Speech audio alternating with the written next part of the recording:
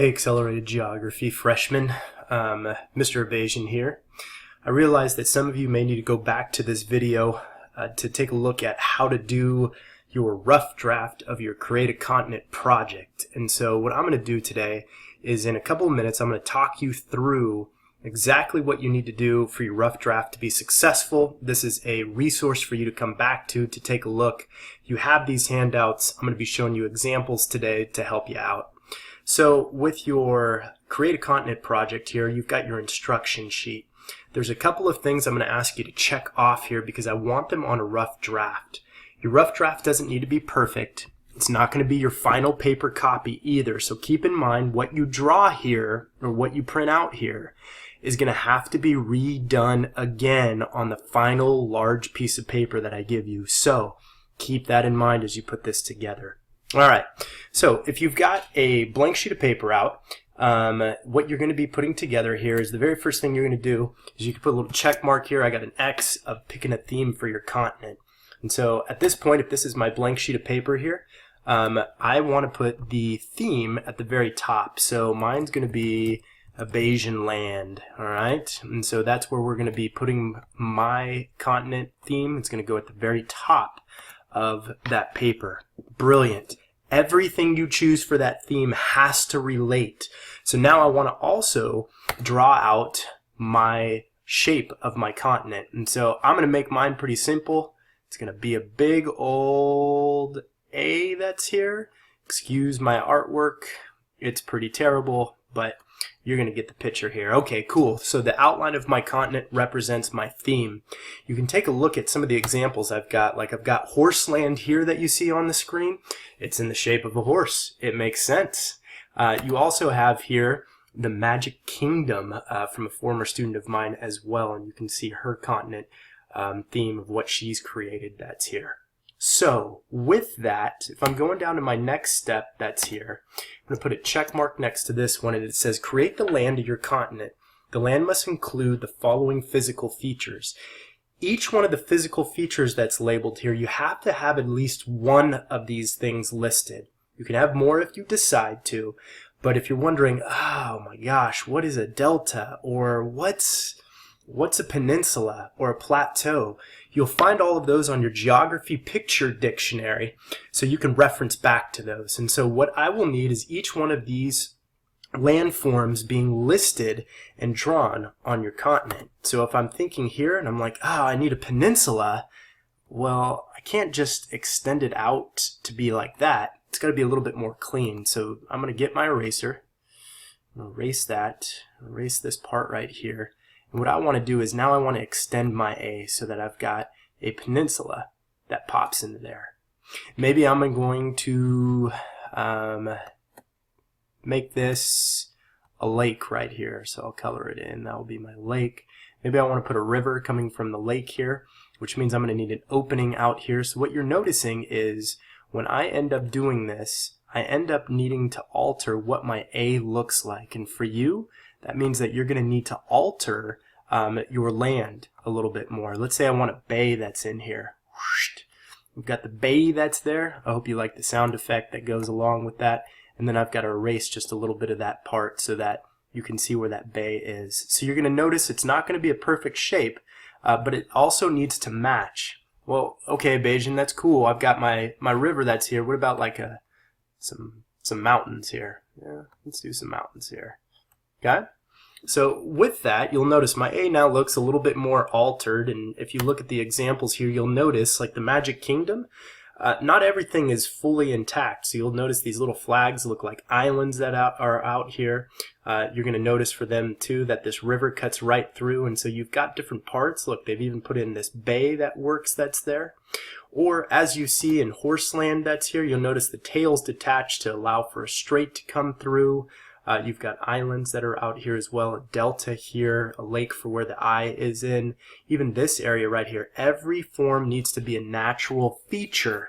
So keep that in mind as you're taking a look and drawing each one of these parts that are here. Now, the next part on your rough draft, you're going to also need to include land features that have to have a name for it.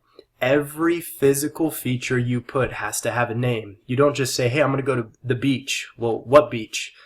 the beach. No, everything's got a name. I'm going to Pismo. I'm going to Huntington. I'm going to Ocean Beach in San Diego. They all have names.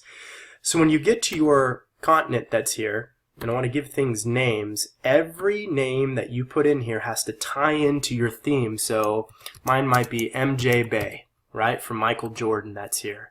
Or maybe this peninsula here is going to be something like Uganda Peninsula, ... right?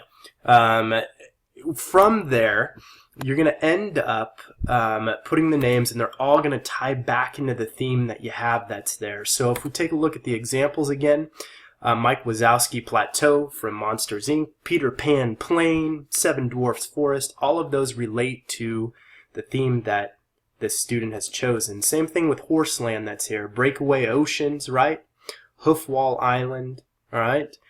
Each one of these relates to something that deals with horses. So everything that you choose has to relate back to that theme of yours. Now, as I continue to go through here, I'm also going to need a continent legend. So I'll put an X next to this one. That means I need symbols for the water, the plains, the mountains, the rivers. They need to be colored here.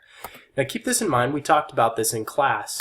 But this legend can look something like this. So any of the symbols that I make, say for example I want a river, which you see down here, I have to let you know that that little line is a river. Or maybe I'm putting in a cave here, or a swamp, or a desert, or something that's got a legend here, so that I'll put it in the bottom right corner, maybe somewhere around here where my mouse is, and you can see that I'll have to probably label the mountains what the mountains are, the rivers what the rivers are. The best way I can show you an example of this is what this student has done here. You'll notice their continent legend. I know that these little brown mountains, these little triangles, are mountains here. So I'm taking a look at the mountain range that's there, and I can see, or even the trees, or the water, or hills, or mesas, or plateaus, I can see these differences that are existing in here. Same thing for Horseland. If I'm scrolling down or zooming in a little bit, you'll notice the continent legend that they have. Again, on your rough draft, just put it, if I'm looking at my rough draft, you can put the legend maybe in the corner here and give me a couple of what those the symbols and the symbol names that are there. The next part that you'll do, very simple. I also need a compass rose on your rough draft. And so that's going to be the principal directions, north, south, east, and west. It's fairly simple. If I'm going here again, maybe I want to draw my compass. I want to know which direction's north. I want to make sure I'm labeling each part, north, south, east, and west. For now, this place will be north, but you'll need to fill in the other 3 directions that are there. Whatever direction you want north, I mean, it can be all the way around here. It's whatever you choose is the direction of north that's here. You look at the Magic Kingdom that we have here. You can see it in the top right corner. That's here. For Horseland, as we scroll up, you'll be able to see that she's done a really great job, the student, of putting it into the bottom right corner and blending it in with the project.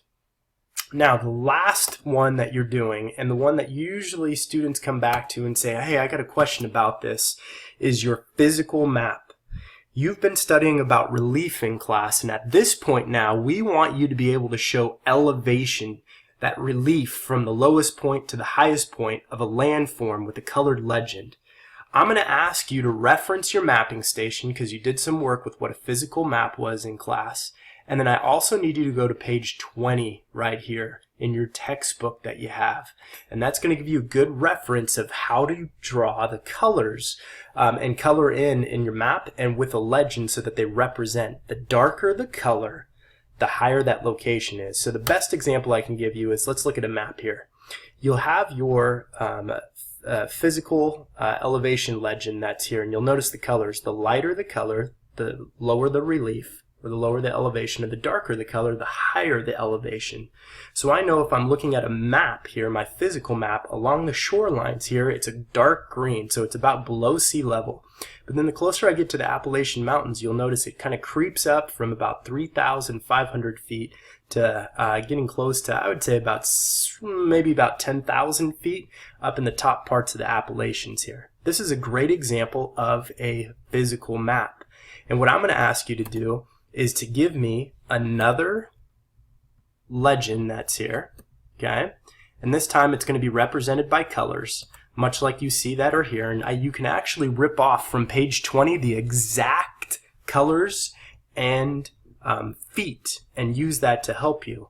And then you're going to be coloring in your continent based off of how high you want the elevation. So like my mountains here will probably be a dark brown, maybe my plains are here, it will be a light green.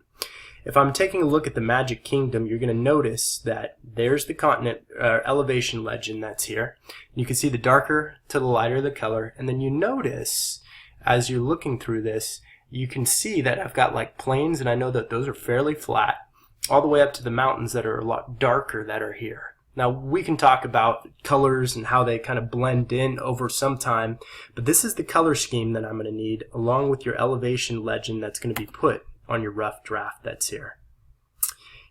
As always, if you have any questions, let me know so I can help you out, but those are the parts in the rough draft that I'm going to be asking for to be turned in so that I can give you some feedback. It's not going to be a grade, but just straight feedback to help you, and once you get this finished, I'll be giving you some feedback, and then you'll be able to have it back in your hands with the final copy, and we can start adding more sections like longitude and latitude, climate, capital city, vegetation maps, all of that. But for now, everything that I've checked off that's here is what you're responsible for your rough draft.